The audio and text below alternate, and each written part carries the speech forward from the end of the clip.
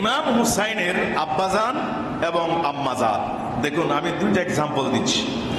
আব্বা হযরতে আলী রাদিয়াল্লাহু আনহু আর মা ফাতেমা রাদিয়াল্লাহু আনহা। একটু শব্দের মধ্যে এটা আমাদেরকে শিখতে হবে। কোন সাহাবী পুরুষ যদি হয় তখন হবে কি রাদিয়াল্লাহু আনহু, আর যদি মহিলা হয় হযরতে আয়েশা সিদ্দিকা রাদিয়াল্লাহু আনহা, মা ফাতেমা রাদিয়াল্লাহু আনহা। অর্থাৎ মহিলা সাহাবী হলে তখন আনহা, আর পুরুষ সাহাবী হলে আনহু। সুবহানাল্লাহ। এবং এগুলো সবগুলো দোয়া, সবগুলো কি আল্লাহ রাব্বুল আলামিন, আল্লাহ তাআলা, আল্লাহ জাল্লা শানুহু, আল্লাহ পাকের পরে তাআলা জাল্লা শানুহু, হযরতে নবীর পরে, যে কোনো নবীর পরে আলাইহিস সালাম, নবীর পরে কি আলাইহিস সালাম, ঈসা আলাইহিস সালাম, মুসা আলাইহিস সালাম, সুলাইমান আলাইহিস সালাম, নবীদের পরে আলাইহিস সালাম।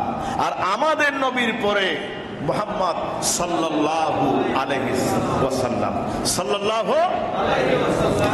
যে কোন আল্লাহ পাকের খাস বান্দা ওলিদের পরে রহমতুল্লাহে আলাই, রহমতুল্লাহে আলাই।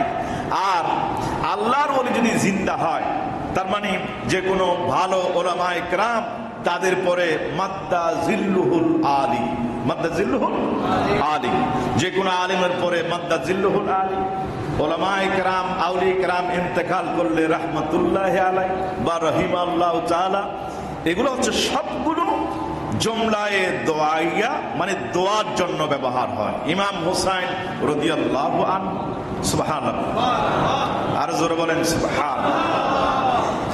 আপনাদের পরে যে কোনো দোয়ার জন্য যখন বলা হয় তখন আতালাল্লাহু তাআলা উমরাহু ওয়া বারাকাল্লাহু তাআলা ফি হায়াতি, আল্লাহ তাআলা আপনার হায়াত দারাজ করুন, আপনার হায়াত বৃদ্ধি করুন।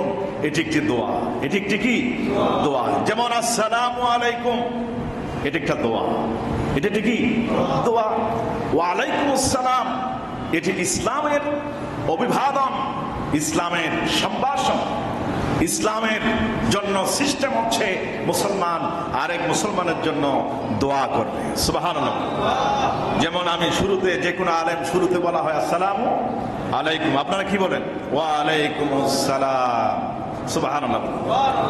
হযরতে আলী বলেন রাদিয়াল্লাহু আনহু, বেলায়েতের সম্রাট, যারা বলেন বেলায়েতের সম্রাট। সুবহানাল্লাহ। যার সিনার ভিতরে সব এলম দিয়েছেন আল্লাহ পাক। সুবহানাল্লাহ। হযরতে আলী রাদিয়াল্লাহু আনহু দেখেন, নামাজ কারবালার প্রান্তরের শিক্ষা। ইমাম হুসাইনের আব্বাজান কিভাবে নামাজ পড়তেন, নামাজের জন্য কান্নাকাটি করতেন। একদা হযরতে আলী বসে আছেন, আসরের নামাজের পরে সব সাহাবায়ে কেরাম নামাজ পড়েছেন। হযরত আলীকে নবীজি একটা কাজের জন্য প্রেরণ করেছিলেন, নামাজ পড়তে পারেন নাই তিনি এখনো। তিনি যখন আসলেন, বসা অবস্থায় নবীজি হযরত আলীর রানের উপরে আমার নবীজি মাথা মোবারক রাখলেন। জোরে বলেন সুবহানাল্লাহ। হযরত আলী রাদিয়াল্লাহু আনহু চোখের পানি ফেললেন, তিনি কান্না করতে লাগলেন।